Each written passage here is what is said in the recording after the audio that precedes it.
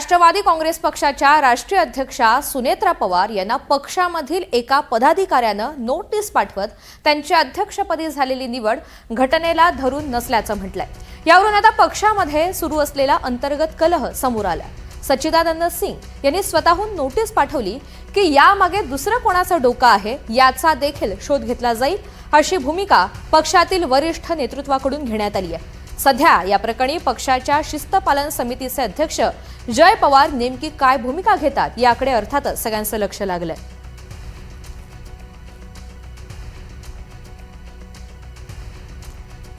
सुनेत्रा पवार यांना पक्षामधीलच एका पदाधिकाऱ्यानं कायदेशीर नोटीस पाठवलेली आहे आणि त्यांची अध्यक्षपदी झालेली निवड घटनेला धरून नाही असंही म्हटलेलं आहे। याचवरून आता पक्षात सुरू असलेला अंतर्गत कलह पुन्हा एकदा समोर आलाय।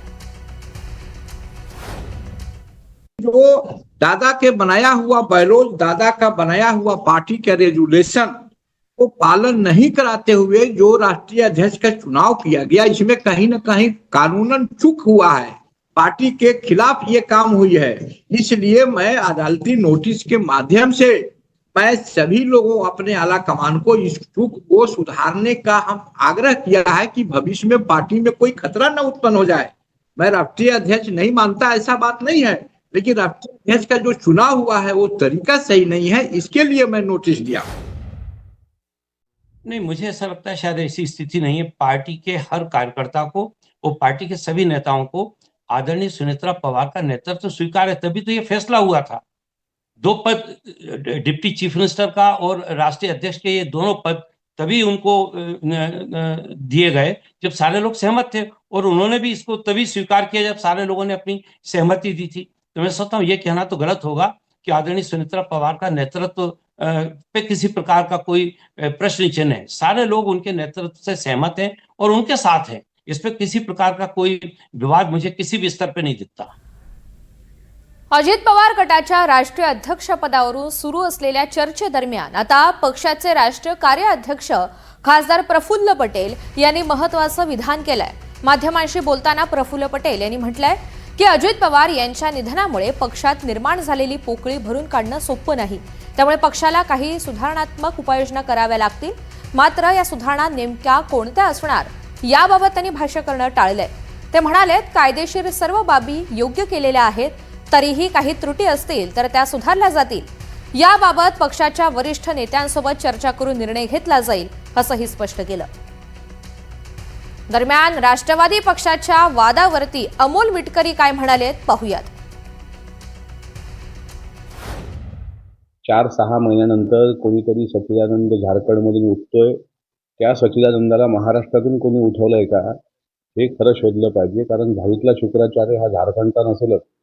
कारण काय, सुनेत्रा वहिनींचं चालू असलेलं काम, दादाच्या पावलावर पाऊल टाकून प्रामाणिकपणे पुढे येणारं सक्षम महिला नेतृत्व हे अनेकांच्या पोटात खुपणं साहजिक आहे। त्यामुळे ह्या झाडीतल्या शुक्राचार्यांचा शोध लागला पाहिजे।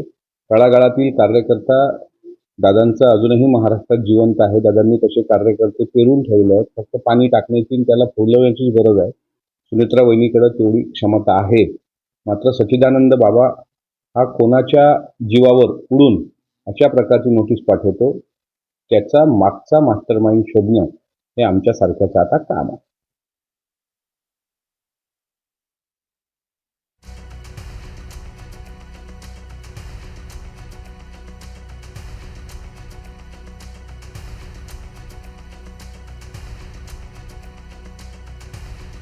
पटेल यांचं सुनेत्रा पवार यांच्या नेतृत्वाला आव्हान असल्याचं सुद्धा एकीकडे टीका होतीये। पक्षाच्या कारभारात सुधारणा होणं गरजेचं आहे असं मत त्यांनी मांडलेलं आहे।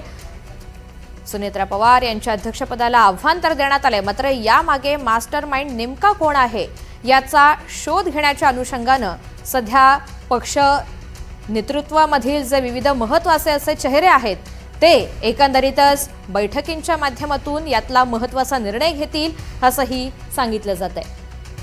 प्रफुल्ल पटेल यांनी सुद्धा मात्र या सगळ्या वादावरती प्रतिक्रिया व्यक्त केलेली आहे। पदाच्या कारभारात सुधारणा होणं, पक्षाच्या कारभारात सुधारणा होणं अत्यंत गरजेचं आहे असं त्यांचं मत आहे। राष्ट्रवादी काँग्रेसमधला मात्र अंतर्गत कलह या निमित्तानं पुन्हा एकदा समोर आलेला आहे।